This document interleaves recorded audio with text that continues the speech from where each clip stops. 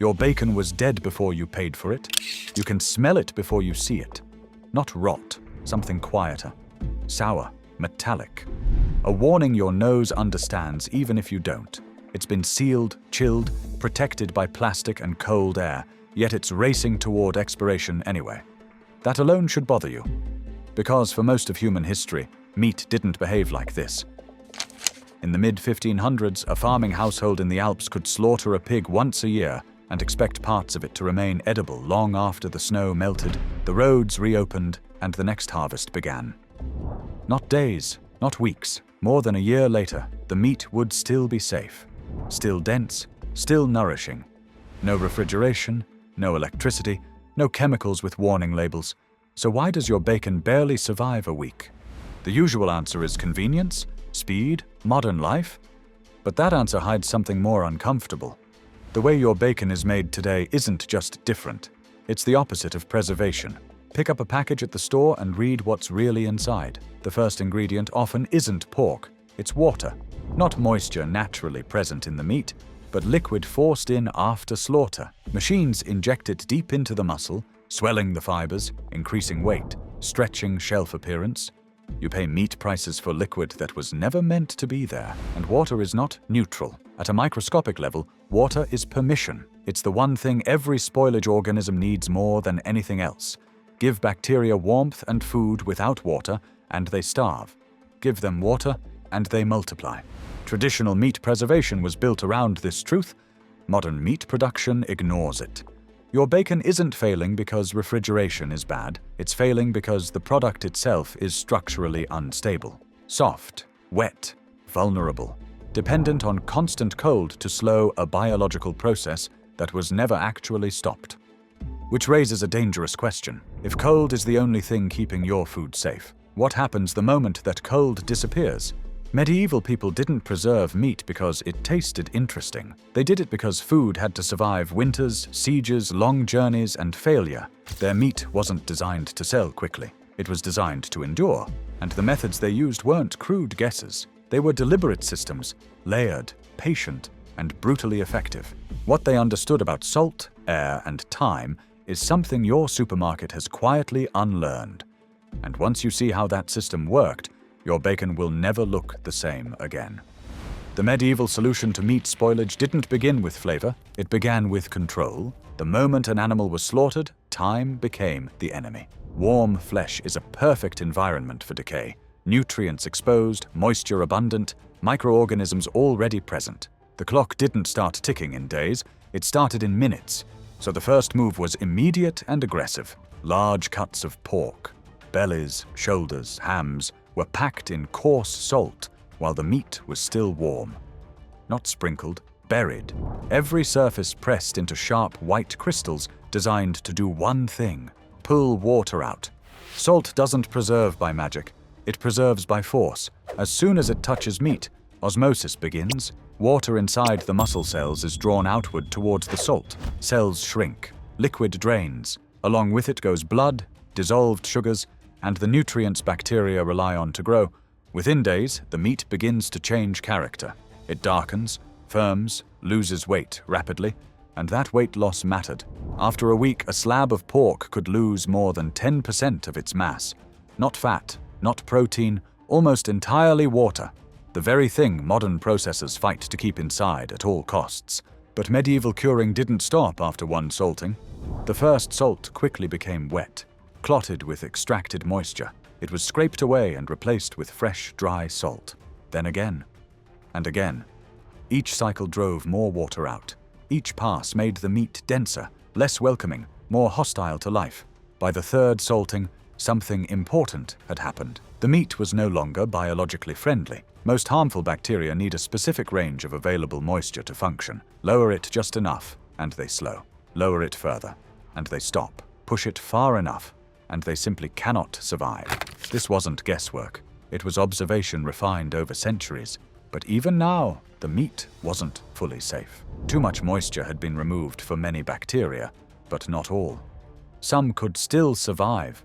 Mold could still form. Fat could still turn rancid over time. Salt alone created resistance. To create permanence, another layer was needed. That layer came from fire, without heat, from smoke that never cooked, never burned, never rushed. Because what happened next wasn't about drying faster, it was about changing the chemistry of the meat itself. The smokehouse was not a kitchen, it was a laboratory built from stone, wood, and patience. The fire was kept far from the meat, sometimes in a pit outside the structure, sometimes down a long channel that cooled the smoke before it ever reached the hanging cuts. By the time it arrived, the smoke was cold, barely warm to the touch. That detail mattered more than most people realize. Hot smoke would have cooked the surface, sealing moisture inside and creating a false crust. Cold smoke did the opposite. It dried slowly, evenly, and continuously, while depositing an invisible layer of chemical protection on every exposed surface. This wasn't flavoring, it was preservation chemistry. Wood smoke contains hundreds of compounds released when wood breaks down slowly without flames. Among the most important are phenols, molecules derived from the structural components of wood. These compounds are naturally antimicrobial. When phenolic smoke settled on the meat, it didn't just sit there, it bonded. It penetrated the surface, disrupting bacterial membranes, interfering with enzymes, and preventing microorganisms from establishing themselves. At the same time, these compounds stabilized fat, blocking the reactions that cause rancidity. That's why properly smoked meat doesn't develop that sharp, sour smell over time. But smoke didn't work alone. Along with phenols came organic acids, small, aggressive molecules that lowered the surface acidity of the meat. The exterior environment shifted away from neutral and into a range most bacteria find intolerable. And here's the critical part. Those acid molecules were small enough to pass through bacterial cell walls. Once inside, they broke apart, flooding the interior with acidity. The bacteria burned energy trying to survive, trying to correct the imbalance. It failed. This was chemical exhaustion, not poisoning. Over weeks of exposure, the meat became something new. The surface darkened almost to black. A thin, tough skin formed, dry, protective, and oxygen-resistant. Inside, moisture levels continued to drop. Fat stabilized, structure tightened. By the time the smoking phase ended, the meat had lost up to a third of its original weight. That loss was the point. Nothing had been added. Everything unnecessary had been removed. What remained was dense, dry, biologically unfriendly. The final step wasn't action at all. It was waiting. The smoked meat was wrapped or hung in cool, dry cellars where time finished the job. Months passed, sometimes more than a year. During that time, enzymes softened the interior slowly, deepening flavor, while spoilage organisms found nothing left to consume. This wasn't food meant to look fresh. It was food engineered to survive. And it worked across continents and centuries, from mountain farms to monasteries, from landlocked villages to ships crossing open oceans. So if this method was safer, more stable, and proven, why did we stop using it? The answer has nothing to do with taste. We didn't abandon traditional preservation because it failed. We abandoned it because it was slow. By the middle of the 20th century, the goal of food production had shifted. Survival was no longer the priority. Scale was. Speed, volume, predictability. Curing meat for months didn't fit that model. Industrial processors wanted meat that moved quickly, from slaughterhouse to store shelf with minimal time, minimal loss, and maximum weight. Traditional curing removed water. That meant shrinkage. Shrinkage meant lost profit, so the logic was reversed. Instead of pulling water out, engineers found a way to push it in. Mechanical brine injection allowed salt to be forced deep into muscle tissue in seconds, rather than diffusing slowly over weeks. Long needles pumped a solution of water, salt, and stabilizers directly into the meat. From the outside, the product looked better. Plumper, pinker, heavier. From the balance sheet, it was perfect. Water is cheap, meat is not. By increasing weight after slaughter, processors could sell more product without raising costs. Loss from drying vanished.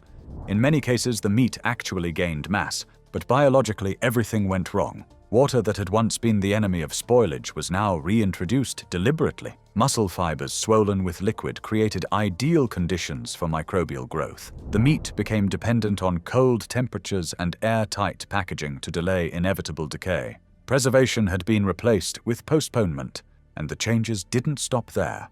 To stabilize color and suppress dangerous bacteria like botulism, nitrites were added. When consumers grew wary of chemical-sounding ingredients, labels changed, but the chemistry didn't. Vegetable-derived nitrate sources replaced synthetic ones. The same compounds formed inside the meat. The same effects occurred, only the wording softened. Marketing stepped in where tradition had left. Words like natural, traditional, and uncured appeared on products that would have been unrecognizable to the people who actually invented curing. What was lost wasn't just a method, it was redundancy. Traditional preservation attacked spoilage from multiple directions, removing moisture, lowering acidity, blocking oxygen, and introducing antimicrobial compounds. Modern meat relies almost entirely on refrigeration and packaging. Remove those, and the system collapses, which leads to a dangerous illusion. We believe our food is safer because it's newer. In reality, it's more fragile than anything that came before it. One power outage, one broken supply chain, a single failure in the cold system, and the meat that looks pristine today becomes unusable in hours. The old methods didn't just extend shelf life, they removed dependence, and that's the part we quietly traded away. Because once food no longer had to survive on its own, resilience stopped mattering. Until it does. At the smallest scale, the difference between traditional meat and modern meat comes down to one number, not fat content, not protein, water. More specifically, how much of that water is actually available. Scientists call it water activity, a measure of how much moisture microorganisms can access. Fresh meat sits dangerously close to the maximum. It's almost entirely usable water from a bacterial perspective. Traditional curing attacked that number relentlessly. Salt didn't just draw moisture out. It bound what remained. When salt dissolves inside meat, it breaks into ions that attract water molecules and lock them in place. The water is still physically there, but biologically useless. To bacteria, it might as well not exist. Drop water activity just a little and growth slows. Push it further and growth stops. Go far enough and life simply cannot function. Medieval curing didn't aim for less dangerous. It aimed for inhospitable. By the time salting, smoking, and drying were complete, the environment inside the meat had crossed multiple biological thresholds. Pathogens lost access to water. Acidity damaged their internal systems. Oxygen was blocked by hardened surfaces. Fats were chemically stabilized. Each barrier alone could slow decay. Together they formed a system nothing could easily overcome. This layered approach is what made preserved meat dependable, not in theory, in practice. Barrels of salt pork survived months at sea. Hams lasted through entire winters. Food became something you could trust even when everything else failed. Modern meat does the opposite. Injected water raises water activity back into the danger zone. Surface treatments focus on flavor, not protection. Packaging replaces chemistry. Refrigeration replaces resilience. It works, right up until it doesn't. And when it fails fast. This isn't an accident, it's a trade. We accepted fragility in exchange for convenience. We accepted dependence in exchange for speed, and most of the time, the system holds together well enough that no one questions it. But the old methods weren't built for most of the time. They were built for worst-case scenarios, which raises an uncomfortable realization. The past didn't preserve food because it was ignorant. It preserved food because it understood something we've learned to ignore. Decay is not optional. You don't defeat it by delaying it. You defeat it by changing the environment so thoroughly that decay has nowhere to begin. That knowledge didn't disappear. It was simply set aside because it interfered with profit. And once you see that, it becomes impossible to unsee it when you stand in front of a refrigerated shelf full of meat that looks safe, but isn't designed to last. There's a reason preserved meat once shaped entire societies. Not culturally, logistically. When food can survive without constant attention, everything else changes. Armies can march farther, cities can grow larger, trade can stretch across oceans. Survival stops being a daily emergency and becomes a calculated system. Medieval preservation wasn't nostalgia, it was infrastructure. A household that cured meat properly wasn't just storing food, it was storing time. Each hanging ham represented weeks that didn't need to be spent hunting, slaughtering, or risking scarcity. It was insurance against failure. Modern food systems don't build insurance. They build throughput. Meat moves fast now. Slaughtered, processed, packaged, shipped, sold, sometimes in days. The faster it moves, the more money it makes. Anything that slows that process is treated as inefficiency. That includes drying, that includes aging, that includes loss of weight. So the system optimized around appearance instead of endurance. Meat that looks fresh sells better than meat that lasts longer. Soft texture signals abundance. Moisture signals value, even when that moisture is the very thing that guarantees spoilage. This creates a strange contradiction. We surround food with technology, refrigeration units, sealed trucks, climate-controlled warehouses, yet the food itself is weaker than ever. Strip away the machinery and the product collapses. Traditional preserved meat didn't need a system to survive. It was the system. That's why the old methods feel almost unsettling today. They demand time. They accept loss. They prioritize stability over speed. None of that fits modern economics. And yet, chemically, biologically, they remain superior. This isn't about romanticizing the past. It's about recognizing that the past solved a problem we've redefined rather than eliminated. We didn't make food safer. We made it dependent. And dependence only works as long as every link in the chain holds.